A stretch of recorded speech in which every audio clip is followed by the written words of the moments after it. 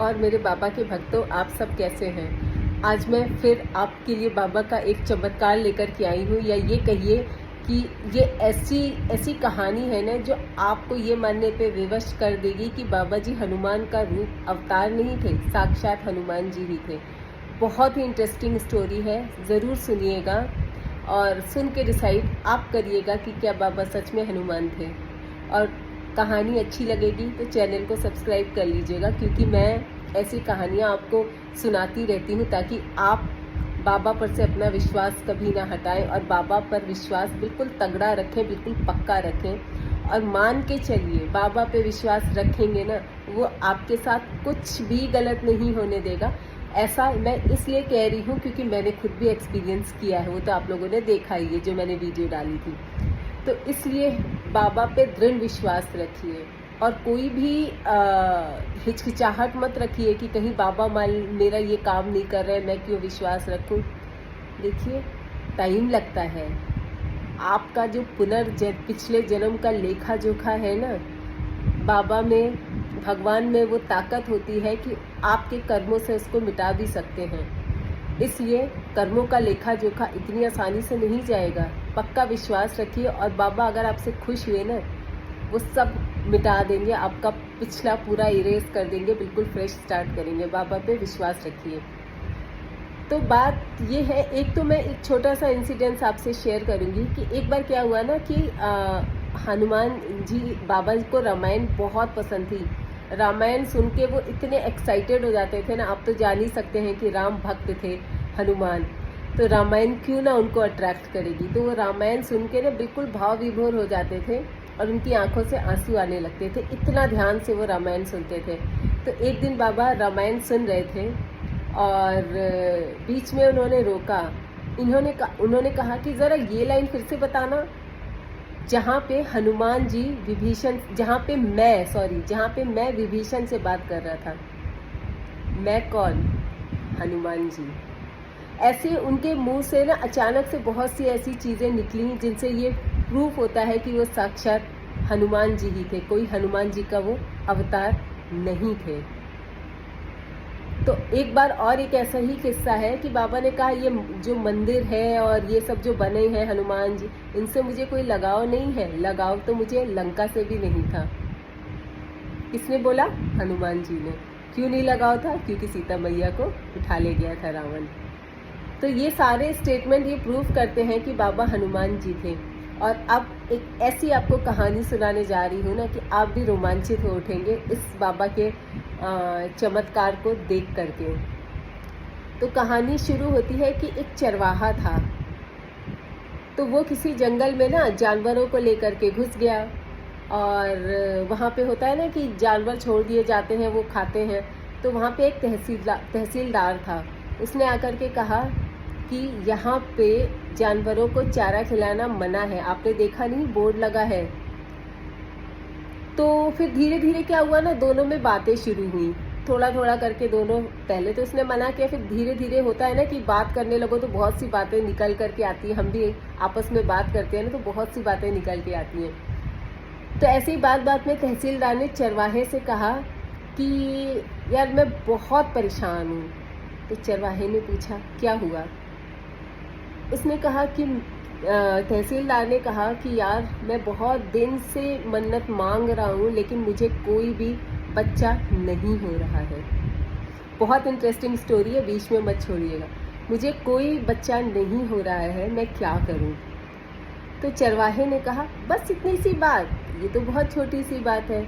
आप दौसा के हनुमान मंदिर में जाओ और वहाँ जा कर के प्रार्थना करो और आपको गारंटी मैं देता हूँ कि आपके बच्चा ज़रूर होगा।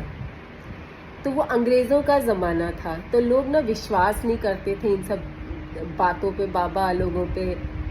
पर फिर भी पता नहीं क्यों तहसीलदार को ना इसकी बात पे विश्वास हुआ। इसने कहा चलो मैं जाके देखता हूँ।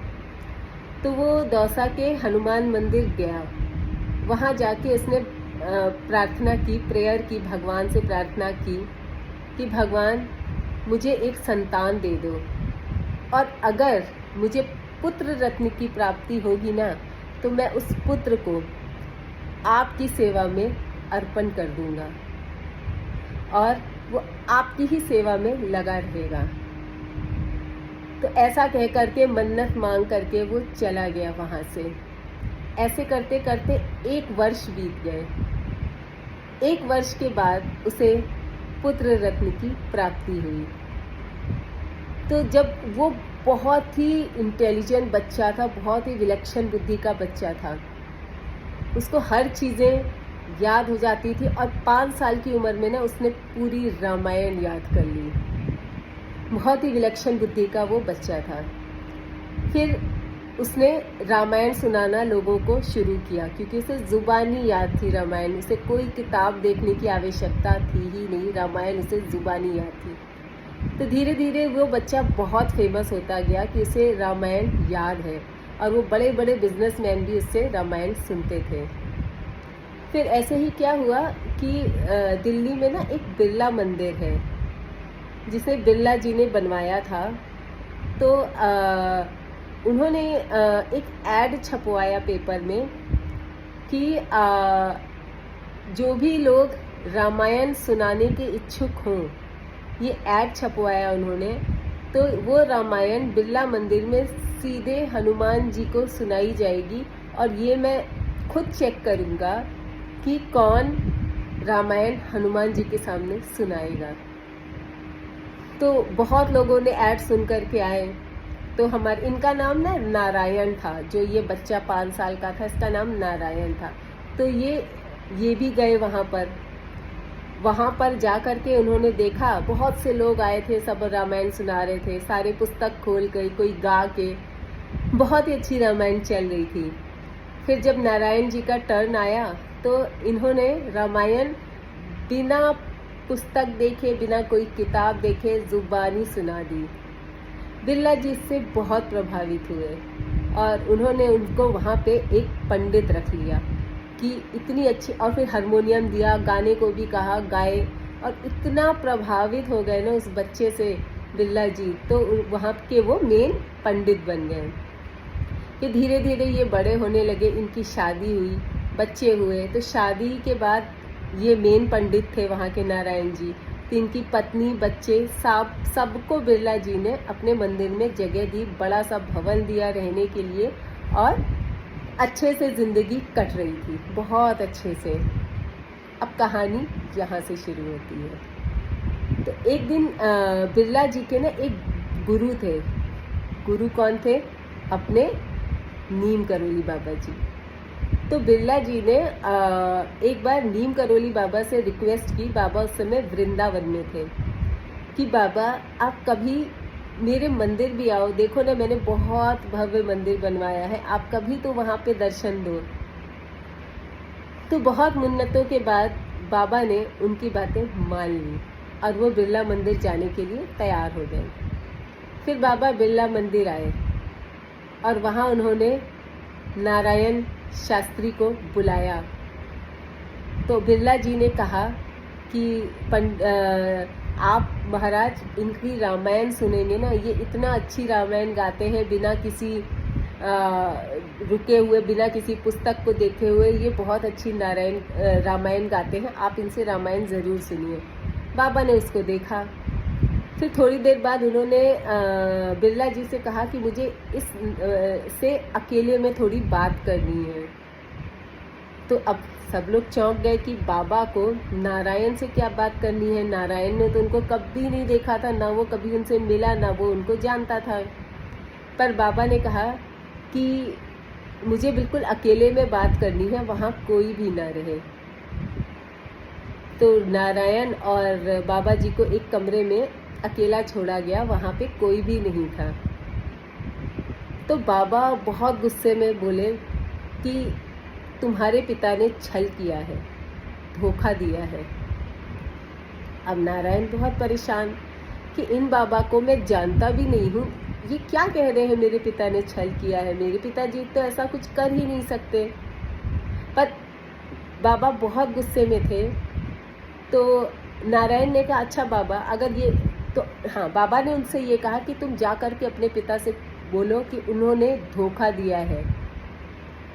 तो नारायण जी के मन में ये बात बहुत पिंच करने लगी कि मेरे पापा इतने अच्छे इंसान, वो किसी को धोखा कैसे दे सकते हैं। तो माफ़ करिए, मैं शायद आपको एक ये बात बताना भूल गई कि जब ये बच्चा बड़ा हुआ ना, तो जो नारायण के पिता थे वो ये बात भूल गए और उन्होंने हनुमान जी से रिक्वेस्ट की कि हनुमान जी प्लीज़ अब इस बच्चे को मैं अपने पास रखता हूँ क्योंकि मुझे इससे बहुत लगाव हो गया है। ये बात उन्होंने हनुमान जी को पर्सनल जा कर के बताई और बिल्कुल अकेले में मन्नत मांगी थी। ये बात संसार में किसी को भी नहीं पता थी, सिर्फ हनुमान जी को पता थी और नारायण जी के पिताजी को पता थी। तो ये बातें जो है बाबा ने क्यों कही? बाबा ने इसलिए कही क्योंकि उन्होंने, नारायण के पिता ने हनुमान जी को प्रॉमिस किया था कि जब बच्चा होगा तो मैं उसे आपकी सेवा में लगाऊंगा। पर नारायण के पिताजी को पुत्र मोह हो गया और वो ये बात भूल गए और कि उन्होंने ऐसा कोई वादा किया था, और इस वादे के बारे में सिर्फ नारायण के पिताजी और हनुमान जी को पता था। तीसरा और किसी को ये बात कभी उन्होंने बताई भी नहीं।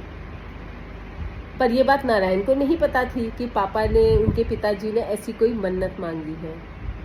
फिर नारायण बहुत ही समझ नहीं पा रहे थे, पर वो अपने पिता के पास गए और उन्होंने बोला कि बाबा, बिरला मंदिर में एक बाबा आए हैं जिनका नाम नीम करोली बाबा है। वो यह कह रहे हैं कि आपने धोखा दिया है, आपने हनुमान जी को धोखा दिया है। अब नारायण के पिताजी ये बात सुन करके तो बहुत ही ज़्यादा विचलित हो गए, क्योंकि ये जो बात थी ये सिर्फ नारायण के पिताजी को पता थी और हनुमान जी को पता थी। ये बात तीसरी संसार में किसी को नहीं पता थी। तो नारायण के पिताजी ने, जो तहसीलदार थे, उन्होंने कहा बेटा जा, वो जो भी बाबा है ना वो हनुमान जी हैं, उनके पैर पड़ जा, बिल्कुल उनके चरणों में जाके गिर जा, वो साक्षात हनुमान जी हैं। क्योंकि वो समझ गए कि ये बात और संसार में किसी को नहीं पता थी, सिर्फ हनुमान जी और तहसीलदार यानी नारायण के पिताजी को पता थी। अब नारायण ये बात सुन के बहुत रोमांचित हो गया और वो भाग करके बिरला मंदिर गया और बिरला मंदिर में बाबा से क्षमा मांगी कि बाबा, अपने पिता के कर्मों के लिए मैं आपसे क्षमा मांगता हूँ, आप बताइए मैं क्या कर सकता हूँ। तो बाबा ने कहा कुछ नहीं, आपको मेहरौली में हनुमान जी का एक मंदिर है, छोटा सा मंदिर है, वहाँ पे जा करके हनुमान जी की पूजा करनी है। वो मंदिर बिल्कुल जंगल में था। आपको हनुमान जी की पूजा करनी है और हर नवरात्रे पे वहाँ पे आपको भंडारा लगाना है। अब नारायण हनुमान जी की बात को कैसे टाल सकते थे? मन से वो निश्चिंत थे, क्योंकि ये बच्चे और बीवी जो है बिरला जी के यहाँ बिल्कुल अच्छे से थे और ये चले गए मेहरौली के हनुमान मंदिर। उस समय मेहरौली बहुत छोटी सी जगह थी, बहुत छोटा सा मंदिर था। अब नारायण जी परेशान कि इस छोटे से मंदिर में मैं अकेला प्राणी, वहाँ पे सिर्फ वही एक पुजारी थे और दूर दूर तक कोई नहीं था। मैं यहाँ पे क्या करूँगा और मैं कैसे भंडारा लगाऊँगा? इतना छोटा सा मंदिर, मैं अकेला इंसान। लेकिन उन्होंने ऐसा किया। उनके अंदर शक्ति कहाँ से आई? बाबा ने दी, क्योंकि वो हनुमान जी का काम कर रहे थे। धीरे धीरे धीरे करते करते उन्होंने नवरात्रे पास आने लगे और उन्होंने पूरे भंडारे की तैयारी कर ली। इतने लोगों को खाना खिलाया गया, इतने लोगों को खाना खिलाया गया। हनुमान जी उनसे प्रसन्न हुए और आज भी मेहरौली के हनुमान मंदिर में, अब तो बड़ी जगह हो गई है, आज भी मेहरौली के हनुमान मंदिर में दोनों नवरात्रे पे भर भर के भंडारा होता है। और ये कैसे होता है? हनुमान जी जाने, नारायण जी जाने और नीम करोली बाबा जी जाने। आशा है आपको ये स्टोरी पसंद आई होगी, क्योंकि इतनी रोमांचक स्टोरी है ना, इतनी मतलब रोमांच आ जाता है सुन करके कि क्या थे बाबा। आप भी, वही मैं कहती रहती हूँ कि बाबा पे बिल्कुल भरोसा बना के रखिए, वो ज़रूर आपको हेल्प करेंगे, आपकी मदद करेंगे, हर स्थिति से आपको निकालेंगे। बस शर्त एक है, विश्वास रखना है। विश्वास को डगमगाने मत दीजिएगा। आशा है आज की कहानी या जो बाबा से रिलेटेड जो चमत्कार है ना, बहुत अनगिनत है। आशा है आपको पसंद आए होंगे, अच्छे लगे हों तो चैनल को सब्सक्राइब करिएगा ताकि मैं, और प्लीज़ कमेंट करिएगा, क्योंकि कमेंट पढ़ के ना बहुत मोटिवेशन मिलता है कि हाँ, मुझे आप लोगों को इंटरेस्ट आ भी रहा है कि नहीं आ रहा है। तो अगर हो सके तो एक प्यारा सा कमेंट डाल दीजिएगा अगर आपको अच्छा लग रहा है। नहीं अच्छा लग रहा कोई बात नहीं, पर अगर अच्छा लग रहा हो तो एक कमेंट डाल दीजिएगा, सिर्फ मोटिवेशन के लिए। आज के लिए इतना ही। मैं कल फिर आपको एक नई बाबा के चमत्कार के साथ, नए चमत्कार के साथ फिर आऊँगी, आपको उनका चमत्कार बताऊंगी। और हो सकता है शायद मेरे बताने से आपके अंदर थोड़ी विल पावर आपकी बाबा पे स्ट्रांग हो। वैसे मैं जानती हूँ है, लेकिन होता है ना कि लोग बताते हैं तो और मन करता है जानने का और इच्छा होती है।